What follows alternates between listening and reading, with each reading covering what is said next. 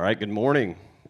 Do me a favor and please silence your cell phones, your radios, keep all side conversations to a minimum. And as we start our operational briefing for day shift, October 11th, we'll start with the current update with Clint Gould.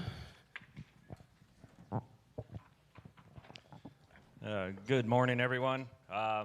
So in the field, we've got night ops with day ops with Jeff Henson. Branch Director 20, Jack Froggett, and Branch Director 2529, Bon Traeger. So last night, actually, we with night shift, minimal activity. They continue to patrol, mop up. Not a whole lot going on. The north end up in the top of Romeo, they were monitoring. There was still good fire activity going on out there last night. Down in the southern portion, they had 3 service calls last night. And other than that, it was a quiet and calm evening. End of report.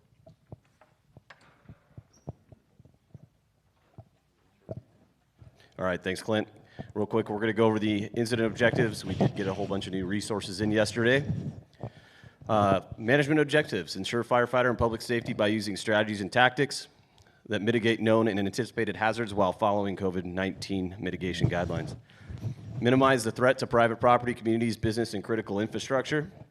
Maintain and enhance relationships with represented agencies, stakeholders, landowners, and the general public. Minimize the cost of the incident by employing tactics that have highest probability of success while minimizing firefighter exposure. And implement a suppression repair plan through close coordination with agency resource advisors to reduce the natural and cultural resources and reduce excessive erosion. All right, with that, I'll bring up our incident meteorologist, John Pendergast, with our fire weather forecast. Thanks, and good Sunday morning, everyone. Another chilly start at elevation this morning with some temperatures in the 30s. That's going to be the common theme, I think, as we're starting to enter mid-October with the cool down just about nightly, especially in those high elevated basins where the water bodies are in the lakes and things. So during the course of today, the general winds are going to start out of the northwest. It's kind of a tricky forecast in these northwest flow situations because of the terrain influence can block a lot of that wind, a lot of the general wind. But I think the IEP forecast showing the stronger winds is mostly going to apply to the higher ridges and the mid-slope areas of the fire. And then there'll be a tendency more of an upslope direction, more out of the west to southwest by late afternoon. That especially is at the mid-slope areas and the lower elevations. So with a lot of sunshine and the cleared out smoke today, it's going to get dry and starting of a long-term warming trend as we lead through the rest of this week. Thanks and have a good day.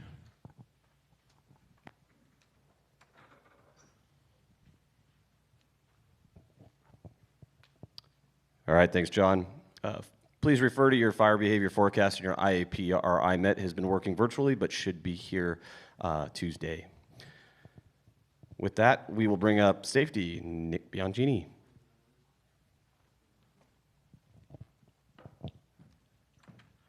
Good morning, everyone. Nick Bianchini, safety trainee for the incident. Yesterday, we talked a little bit about vigilance, and I'm hoping it stuck because we had a pretty good record yesterday, and that's kind of the goal is every day coming away with 0 injuries and 0 accidents. So far, got a pretty good record, and so with the injuries, hopefully you're taking the time to assess your work areas and ensuring that you got everything you need to take on those assignments. 0 accidents, all right? No driving accidents. So hopefully we remain vigilant and we went slow to go fast, right? And then we talked a little bit about mentorship, and hopefully you guys out there and girls out there found someone that you might be able to instill a little bit of knowledge in for the next shift, and they're learning something every day. But I'm kind of like one of those weird guys that likes to run really long distances, and so I kind of wanted to hit on one point about nutrition and hydration. So as firefighters, you're actually all professional athletes out there.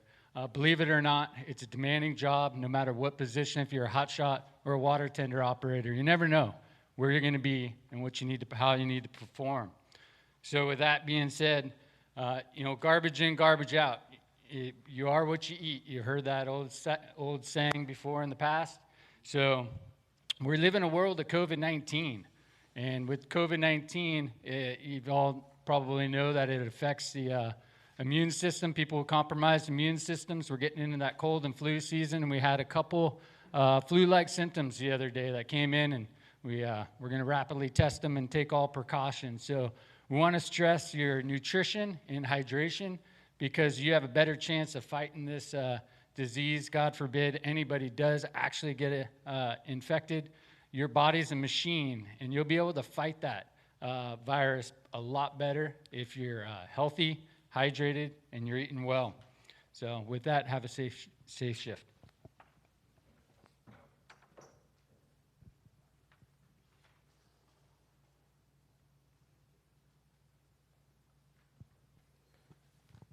All right, thanks, Nick. Next, we'll bring up for the operational assignments, our planning ops, Clint Gould.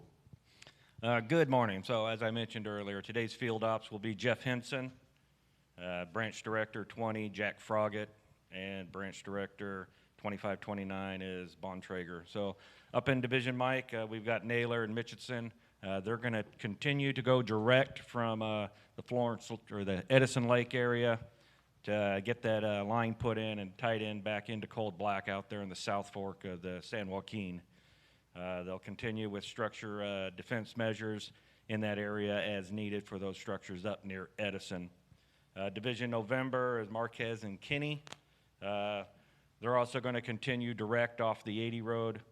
As of last night, they were turning the corner at Lake Florence, starting to head north, tying in rock to rock, getting in that line. With weather and air in our favor, we'll have aircraft up there to assist both those divisions as needed. Division Papa, we got Carson, Hull, and DeHart. They're going to continue to monitor the structures out there just north of Huntington.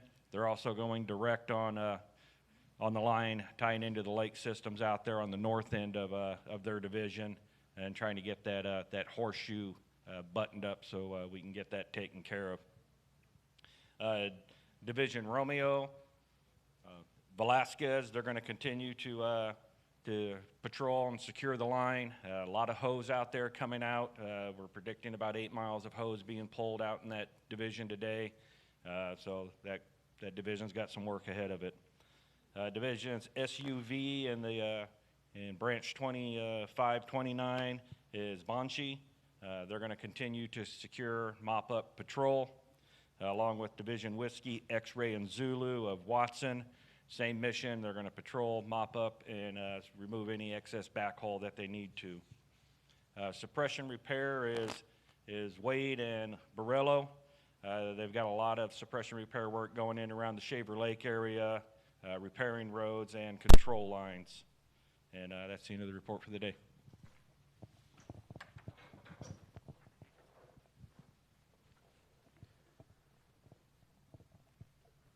All right, for air operations, Brian Sexton. Morning, everyone. For the aircraft lineup for today, here out of Fresno, you have Helicopter 507, the Cobra, available for intelligence products and air attack. You also have Air Attack 15. For the South Zone, out of Aubrey Helibase, you have 2 Type 1s, 3 Type 2s, and 1 Type 3. We also have Helco available out of Aubrey. On the North Zone, we have 3 Type 1s, 2 Type 2s, and 2 Type 3s. One change to the 220 is 1 Whiskey Yankee is down mechanical today. We do have a plan, if visibility allows, to move some helicopters over to Mammoth Airport. It'll be 4 Type 1s and a Type 2 headed over there today if visibility allows. And we do have Helicopter 407 staged at Visalia for medevac, 24-hour night hoist-capable helicopter. Just wanted to have folks be mindful. It's been a while since we've had fixed wing working on this fire, and there's a possibility of working on Division Mike, and so crews and division, just be mindful to communicate line clearance when we do have that fixed wing operation going, so we keep everybody safe. Thank you, and have a good shift.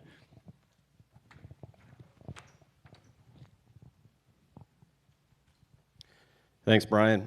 Next, we're going to bring up finance. Our finance section chief, Joan Disney. Good morning, Joan Disney, Finance. Starting today, we're going to have a full finance staff located at China Peak. They'll be located in the finance trailer there. So the phone numbers and email address that is on page 25 of the finance message in your IEP will still work, but you can turn in, hard copies of your CTR shift tickets there and have any questions answered if you have them from our folks there.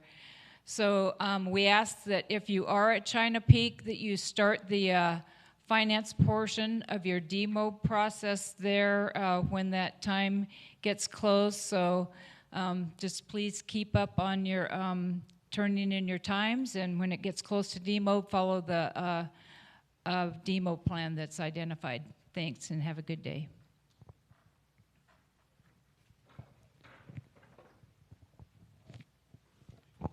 Thanks, Joan. And for public information, Raj Singh. Good morning, Raj Singh with Fire Information. For the folks up at China Peak, we will have a mail service provided up there. So we're gonna have 2 boxes, one for incoming mail, one for outgoing mail. Those boxes will be right outside the finance trailer.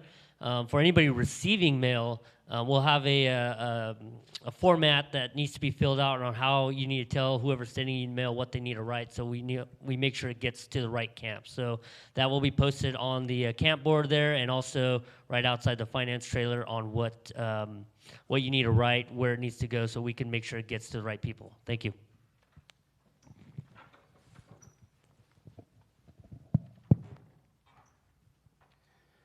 All right, thanks, Raj. Just a reminder, our training specialist is working virtually, so please follow your instructions in your IEP. Use that QR code, both trainers and trainees, and get your information logged with them. Also, just a reminder for demobbing resources, please follow your instructions in your IEP. You will be finishing out your demob down here at ICP in Clovis, but you will start at your respective camps. And with that, I will leave the closing comments to our incident commander, Mike Strawn.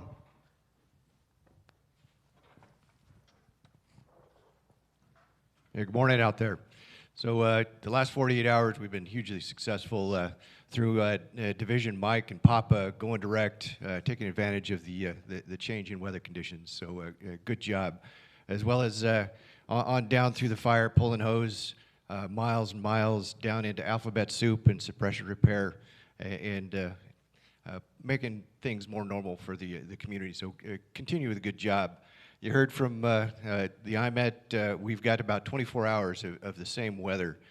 So we have that time now to continue to be hard charging and get after this thing until RHs drop out and temperatures come up.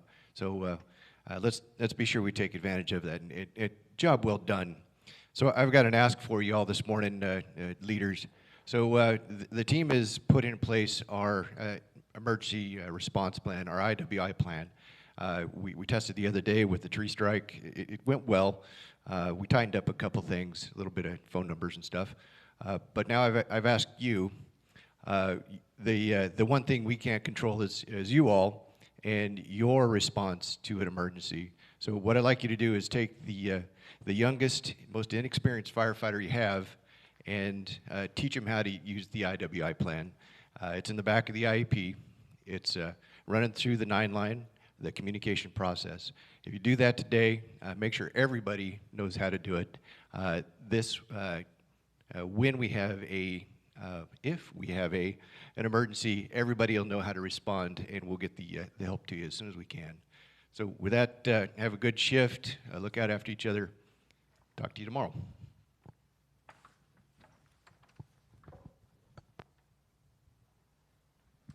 All right, so please get with your divisions in your respective camps for division breakouts. And also, just a reminder for folks that we have a 10 o'clock 12 o'clock C&G meeting and a 1700 planning meeting today. With that, turn your cell phones and radios back on. Have a great shift. We'll see you at the end of shift, and we'll talk with you tomorrow.